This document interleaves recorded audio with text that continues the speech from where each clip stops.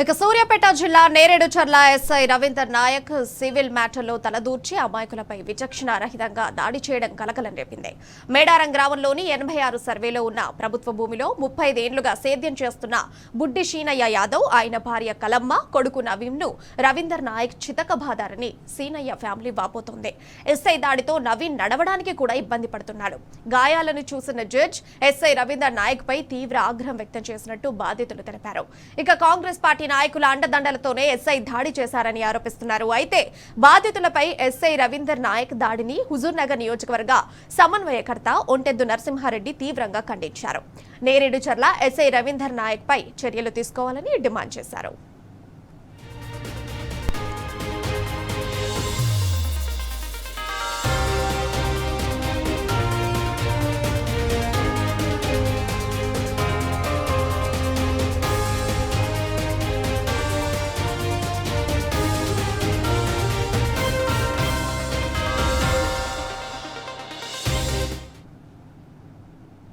భూమికి అక్రమంగా టీలర్ పాండే కర్ణం విన్నదని వాళ్ళు అక్రమంగా వస్తున్నారు.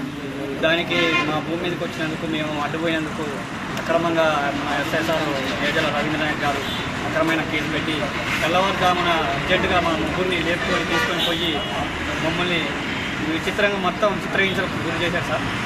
నేను చేయని నేరానికి ఒప్పుకోమని నిన్న ఉదయం 10ంటికి కాళ్ళ మీద చేతుల నుంచి ఒక 10 దెబ్బలు కొట్టాడు సార్. ఫస్ట్ బెల్ట్ తీసుకొని ఆ తర్వాత మళ్ళీ కాళ్ళ నుంచి తాళ్ళు కట్టేసి 10 దెబ్బలు కొట్టి నీకు చేతగట్లేదరా, నీకేమైందిరా అనుకుంటా మళ్ళీ తిప్పి 4 రౌండ్లు తిప్పి 1 గంట సేపు మళ్ళీ కొట్టాడు సార్.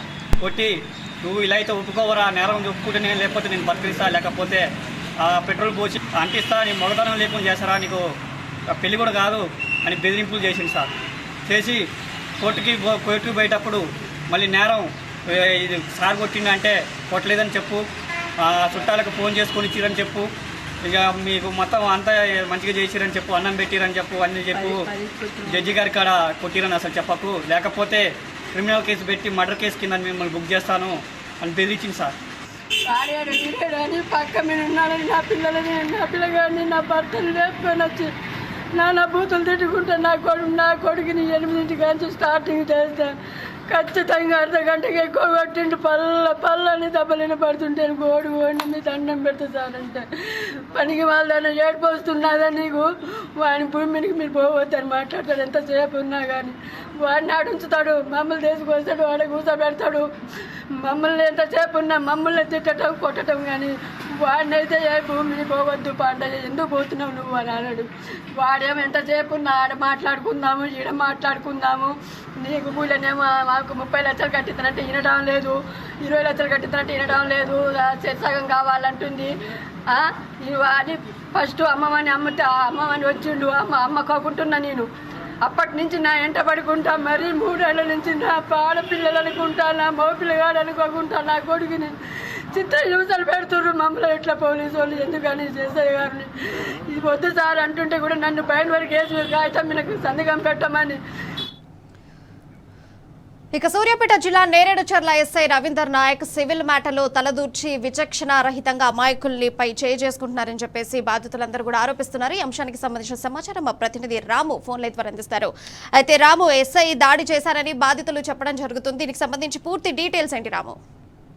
ప్రియా, బాధితులందరూ కూడా బీఆర్ఎస్ పార్టీ నాయకులను ఆశ్రయించారు. అక్కడ హుజూర్నగర్ నియోజకవర్గ ఇన్ఛార్జ్ ఉన్నటువంటి ఒంటెద్దు నరసింహారెడ్డి గారి ముందు అక్కడికి వచ్చి గోడంతా కూడా ఆయన ముందు వెళ్ళబోసుకోవడం జరిగింది. బాధితులు చెప్పేటువంటి విషయాలన్నీ కూడా వింటా ఉంటే ప్రతి ఒక్కరు కూడా కన్నీళ్లు తీరుతా ఉన్నాయి, ప్రతి ఒక్కరు కూడా ఆశ్చర్యం వ్యక్తం చేస్తా ఉన్నారు. ఒక ఎస్ఐ స్థాయిలో సివిల్ మ్యాటర్లో తలదూర్చి చట్టవిరుద్ధంగా విచక్షణ రహితంగా వారిని పదే కూడా స్టేషన్ పిలిపించి దాడి చేస్తుండటంతో నడవలేని స్థితిలో అతను కొడుకున్నట్టు కూడా మనకు అక్కడ క్లియర్ గా అర్థమవుతుంది. మేడారం గ్రామంలోని 86వ సర్వే నెంబర్లో దాదాపు 5 ఎకరాల ప్రభుత్వ భూమిని వీళ్ళు 35 ఏళ్లుగా సాగు చేసుకుంటున్నారు. వాళ్ళ పేరు హక్కులన్నీ కూడా వచ్చాయి. ఆ భూమి పైన ప్రభుత్వం సంబంధించినటువంటి బ్యాంకులో లోన్ కూడా తీసుకుని ఉన్నారు. ఇప్పుడు ఈ నేపథ్యంలోనే గ్రామంలో కొద్దిమంది కాంగ్రెస్ పార్టీ నాయకులు కలగజేసుకొని ఆ భూమిని ఖాళీ చేయాలంటూ ఆ భూమిని అక్రమంగా ఆక్రమించుకున్నారంటూ వేధిస్తూ వస్తున్నారు. ఈ పంచాయతీ స్టేషన్ వరకు కూడా వెళ్ళింది. ఆ స్టేషన్ కు వచ్చినటువంటి బాధితుల పట్ల చట్టబద్ధంగా కోర్టులో తేల్చుకోవాలని చెప్పాల్సింది పోయి ఉన్నటువంటి ఎస్ఐ రవీంద్ర నాయక్ చట్టాన్ని చేతిలో తీసుకుంటారు. చట్టవిరుద్ధంగా సివిల్ మ్యాటర్లో కలదొచ్చి పదే పదే కూడా ఆ శివయ్య యాదవ్ అదేవిధంగా అతని భార్య కలమ్మ వాళ్ళిద్దరు కుమారుడు అయినటువంటి నవీన్ పైన కూడా దాడి చేయడంతో తనపైన కేసు కూడా పెట్టారు. రిమాండ్ కూడా చేయడం జరిగింది. రిమాండ్ చేసినటువంటి క్రమంలో జడ్జి ముందు ప్రవేశపెట్టినప్పుడు ఆ నవీన్ అయితే ఎవరైతే ఉన్నారో బాగా కొట్టడంతో అతను నలవలేని స్థితిలో కూడా ఉన్నారు. ఆ గాయాలన్నీ కూడా చూసి జడ్జి కూడా కొంత అసహనం ఆగ్రహం వ్యక్తం చేసినట్టుగా కూడా బాధితులు చెప్తా ఉన్నారు. మొత్తంగా సివిల్ మ్యాటర్లో తలదిచ్చినటువంటి ఎస్ఐ పైన చర్యలు తీసుకోవాలని కూడా సర్వత్రా కూడా డిమాండ్ వ్యక్తమవుతున్నాయి. ప్రియా.